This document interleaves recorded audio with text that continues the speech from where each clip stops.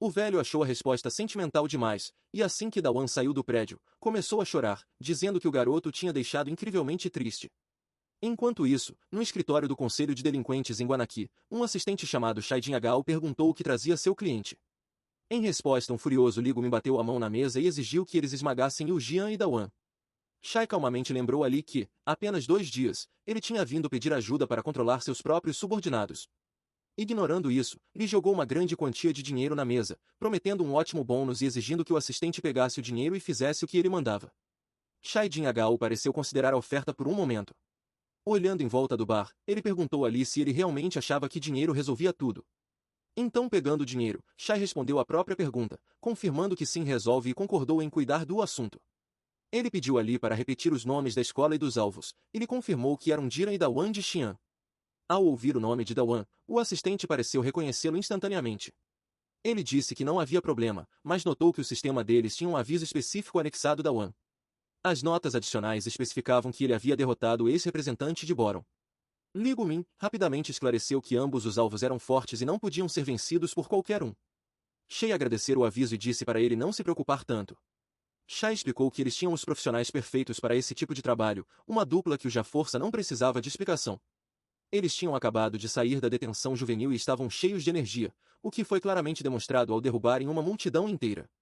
Um dos irmãos hoje, o seu Op, perguntou o seu gênio. Otai Zeup, como estavam as coisas com o líder? Otai Zeup respondeu que já havia lidado com os em ninguém e exigiu que seu irmão mais novo mostrasse algum respeito. E o seu Op zombou, perguntando quem mostra respeito entre gêmeos, o que levou Otai Zeup e ameaçaram eliminá-lo. De volta ao bar, Shea disse a Li Gumin que ele não precisava mais se preocupar, pois eles cuidariam da situação. Em outro lugar, Dawan refletiu sobre como o tempo estava voando, pois a viagem escolar do segundo ano já havia chegado. Vendo todos os colegas animados, ele percebeu que não conseguia compartilhar a felicidade deles. Ele nunca gostou de viagens escolares e preferia ficar em casa jogando. Seu humor sombrio persistiu até que Aryan e Jo apareceram e o cumprimentaram. No momento em que vierem, a garota de quem gostava, ele imediatamente se animou e a cumprimentou com entusiasmo. Quando ela mencionou o quanto estava animada para a viagem, Dawan declarou na hora que seria a melhor viagem de suas vidas. Seu ânimo melhorou ainda mais quando J-An apareceu, feliz por ter os dois para ele fazer companhia. Com os amigos por perto, Dawan de repente começou a ver a viagem de uma forma muito mais positiva. Naquele exato momento, a voz de Ti veio por um fone de ouvido, perguntando aos irmãos se eles tinham recebido as informações do cliente para a missão. She diz aos irmãos para não se sentirem impressionados só porque estão longe de casa, ordenando que façam o que sempre fazem e deixem o alvo incapaz de usar a perna. Enquanto isso, os dois irmãos maníacos já se infiltraram no ônibus e se cumprimentam. Nosso protagonista, Ali, é a presença deles, diz que está animado para a viagem escolar enquanto os irmãos o esperam. Pouco depois, um motorista do ônibus grita que chegaram e manda todos descerem do veículo. Ari se levanta e acorda a amiga sonolenta, que ainda não sabe onde está mandando a levantar. A Hana lembra que essa será a última viagem delas como estudantes ao chegarem em Genjo. Mais tarde, na aula de cerâmica, Daci pergunta se é mesmo certo ter essa atividade no primeiro dia da última viagem. J. Rano, entanto, se anima com a ideia de levar uma escultura para casa. Embora Jin inicialmente ache infantil. Depois de um tempo, Jian começa a gostar da ideia, percebendo que lembrará da viagem sempre que vir escultura em casa. Sua nova apreciação é interrompida quando alguém aparece e quebra sua escultura, destruindo-a na hora. O homem, mestre ceramista Shoitexin, declara que o lixo de J. Rano não pertence àquele solo sagrado. Alguém tenta dizer a Shoi que não pode interferir na aula, mas o mestre insiste que está ali para achar seu discípulo. Seu tom muda ao ver outra obra de J. Rano. Mestre Teixin pergunta se J. Rano fez a peça, reconhecendo como uma réplica perfeita do Tesouro Nacional número 91, o vaso em forma de cavalo. Ele elogia J. Rano por recriá-la perfeitamente e pergunta quem é o garoto. Jaea responde que fez algumas aulas quando criança, o que leva o mestre a pedir imediatamente para ele ser seu sucessor, deixando nosso protagonista em choque. Mais tarde, almoço no primeiro dia da viagem, e os alunos famintos esperam comida horrível. Quando a professora pergunta para onde vão, eles respondem famintos que é hora de comer. O guia então anuncia que comerão uma oficina de cerâmica, o que confunde os alunos. O guia explica que a pizza de manjericão é assada no forno mais quente de Killing pelo mestre Troy. A professora elogia a pizza, dizendo que ele é tão bom nisso quanto em cerâmica. Daí um fica bravo, reclamando que a pizza parece sua escultura derretida na massa, mas J. Rano a elogia como deliciosa. Aproveitando a oportunidade, Troy diz que se J. Rano for seu sucessor, o ensinará todas as receitas de pizza que aprendeu na Itália. Ainda no primeiro dia os alunos visitam um museu após a refeição. J. Rano e Hilda concordam que a visita após almoço os deixou sonolentos e entediados. Ignorando o amigo que fala do cronograma, J. Rano ouve garotas dizendo que a Rin é linda. Assim que a olha, vê que ela usa uma coroa muito bonita, mas chamativa. A Rinha pergunta à amiga como ficou, mas a amiga acha embaraçoso e a evita. Mesmo sendo só um acessório, a amiga se pergunta quem compraria uma coroa daquelas. Mas a Rinha achou linda. A Rinha perseguiu a amiga tentando forçar a coroa em sua cabeça. Perto dali, Dawn estava hipnotizado, achando que ela estava linda com a coroa. Um momento foi interrompido quando a professora perguntou se todos estavam gostando do museu e os alunos responderam com um sim entusiasmado. A professora anunciou que teriam tempo livre, para explorar até o jantar. Mas avisou que quem fosse pego fazendo algo suspeito seria enviado de volta à escola. Aproveitando a pausa, Dayan convidou o amigo para passear e Jihan prontamente aceitou. Enquanto os dois andavam pelas ruas no tempo livre, eram seguidos sem saber. Os irmãos maníacos os perseguiam, pensando se era a chance de eliminar Dayan e Jihan. No mais novo, Oriosiope comia sorvete olhando Dayan intensamente ansioso por uma briga. Seu irmão mais velho, ou Taizope, disse para ele esperar, insistindo que não era hora. Ele comentou que entre os defeitos do irmão, a impaciência era um dos piores. Assim que Taizope ia dizer que o irmão estraga tudo, um atendente derramou sorvete em suas roupas. O atendente pediu desculpas e se ofereceu para limpar. Mas Oriosiope avisou que a camisa era a favorita do irmão. Um momento depois, o atendente estava nocauteado no chão. Enquanto o irmão mais velho limpava a roupa, o mais novo perguntou, zombando se ele era o impaciente. Enquanto isso, longe do incidente Dayan, experimentou um doce local e ficou impressionado com o sabor. Jihan comentou que ainda tinha espaço no estômago depois da pizza e Dayan concordou, aproveitando a viagem. Isso era uma grande mudança, pois viagens passadas tinham sido horríveis. Ele costumava sentar ao lado da professora no ônibus e só mexia no celular a viagem toda. No alojamento, foi forçado a trocar de quarto por valentões. Ele sofreu muito, lembrando como desenhavam coisas obscenas em seu rosto e passavam pasta de dente nele. Era uma viagem de sofrimento que ele só tinha que aguentar. Mas, agora, ele finalmente se despedia daquele passado doloroso. Afastando as lembranças, Jihan perguntou a Dayan se ele queria ir a um lugar que todos tentam visitar, pelo menos uma vez em Jeon. Logo chegaram a uma pista de quadriciclo. Dayan perguntou se podia dirigir sem licença, mas Jihan garantiu que sim. De repente, a atenção dele foi roubada por uma garota dirigindo loucamente irritando o guia. O velho guia murmurou, perguntando se ela já tinha dirigido antes e reclamando que ela fazia algo perigoso. Era Arryn dirigindo tão imprudentemente que até a amiga no banco do passageiro estava assustada com a velocidade. Assim que seu quadriciclo parou, Dayan se aproximou e perguntou se ela estava bem. Vendo isso, o velho guia se perguntou se eles se conheciam e perguntou se Dayan queria dirigir também. Irritado, o guia disse que ter dois grupos separados de dois seria um desperdício. No entanto, a amiga de Arryn já tinha tido o suficiente e cedeu seu lugar. O velho logo sugeriu que um garoto e uma garota poderiam ir juntos. Quando o guia perguntou se Jiran sabia dirigir, Dayan ficou chocado. Envergonhado, ele percebeu que isso significava e começou a olhar para Arryn. Encostada no veículo e ao ouvir-o perguntar se ele se importava em dividir a carona. Arryn então perguntou se ele queria andar de quadriciclo com ela. Logo, Dayan dirigia com Arryn em suas costas, sentindo tão perto que o calor aquecia. Com ela bem atrás, ele sentiu o coração explodir de emoção. Arryn notou e comentou que Dayan estava pegando fogo. Mas ele estava tão nervoso com a proximidade que nem conseguiu pensar numa resposta. Enquanto Arryn aproveitava o vento, valentões da escola da cidade a avistaram da rua. Um comentou como ela era atraente e todos a queriam, mesmo sendo de outra escola. Vendo Dayan com ela, presumiram com ciúmes, que lhe eram namorados e decidiram que atirariam dele de qualquer jeito.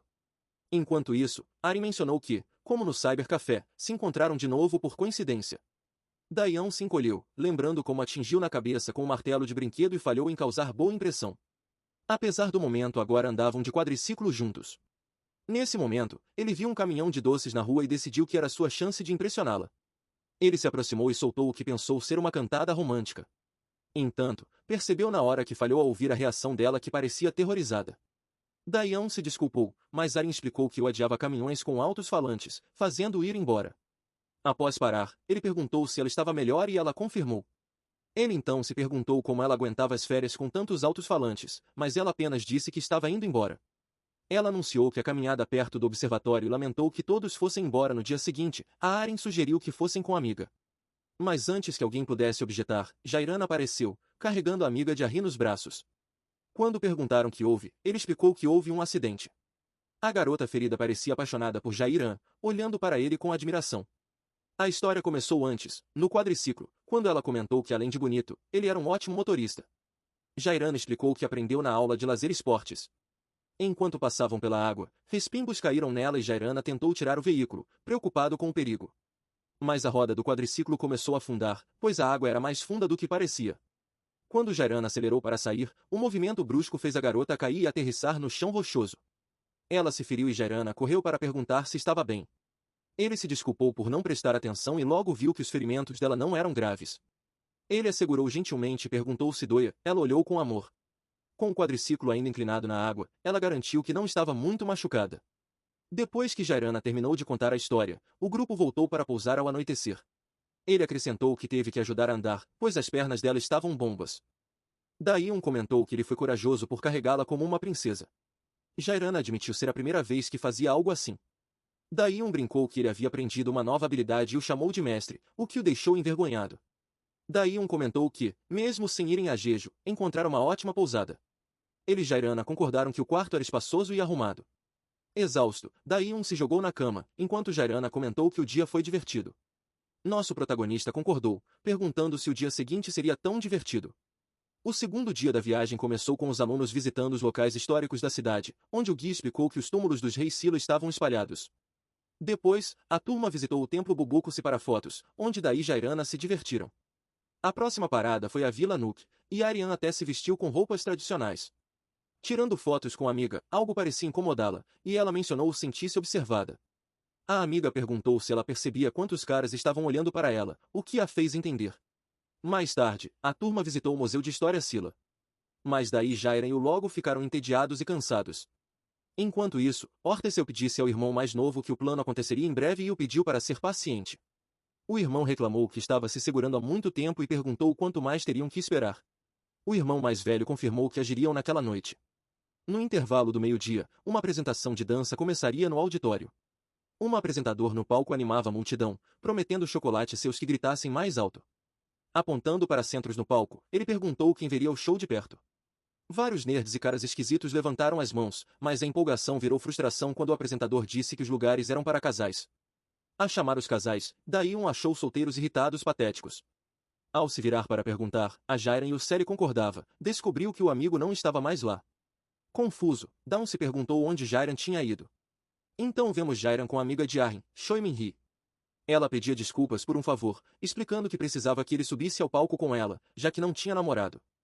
Um pouco envergonhado, Jairan perguntou se só precisava sentar. Vendo o amigo aproveitar a viagem, aparentemente, o trair, daí sentiu uma onda de ciúmes. Ele decidiu criar sua própria memória especial da viagem. Lembrou-se de Arryn, dizendo que não gosta de alto-falantes e que anda pelo observatório quando fica barulhento. Daí percebeu que ela devia estar indo sozinha para Tinchonden e Jeonju. Caminhando à noite, achou o caminho assustador por causa dos túmulos e se preocupou com Arryn. De repente, pisou num fio azul, e uma mensagem do sistema anunciou que ele havia entrado no túmulo do rei. Assustado, nosso protagonista assumiu ser uma missão de masmorra. O objetivo é derrotar inimigos, mas ele se pergunta onde estaria num lugar vazio. Ao olhar para o lado, o irmão mais velho, Taisi-OPP, ataca com um soco que Dawn consegue bloquear. Taisi-OPP comenta que foi bom dar um virsuzinho, poupando-se o trabalho de atraí-lo. Daí pergunta que ele é, mas antes de uma resposta, o irmão mais novo aparece por trás e acerta um soco enorme nas costas. Notando que Dawn parece ter estudado bem a área. Rindo, o rei Usiopp diz que ele escolheu um bom lugar para morrer, pois estão cercados por túmulos. Nosso herói se pergunta quem são e por que o atacam do nada. Usiopp diz ao irmão que arrancaram os membros de Dawn em um instante. Em vez de reagir, Dawn os ignora e começa a olhar em volta, o que confunde os irmãos. Ele diz que está aliviado. Achou que os zumbis sairiam das tumbas, mas que bom que são só os dois. Assim que termina de falar, o irmão mais novo aparece atrás dele para o outro soco. Desta vez, porém, nosso protagonista ataca primeiro, acertando um soco perfeito no ponto cego bem no rosto de Ryu-Usiopp, antes que ele possa dar seu golpe surpresa. Dawn-se pergunta se a missão dará bônus pelo acerto limpo e decide acabar logo com eles para pegar recompensa. Com o inimigo caído, ele pergunta se só resta e planeja ir atrás de Arryn. Eles são conhecidos como os Irmãos Maníacos, que pegam missões de uma agência e as completam com extrema violência. Foram nomeados por quem viu seu lado brutal e sanguinário. Os irmãos não sentem culpa, não importa o alvo, nem mesmo mulheres ou mães. Nunca perdem quando estão juntos.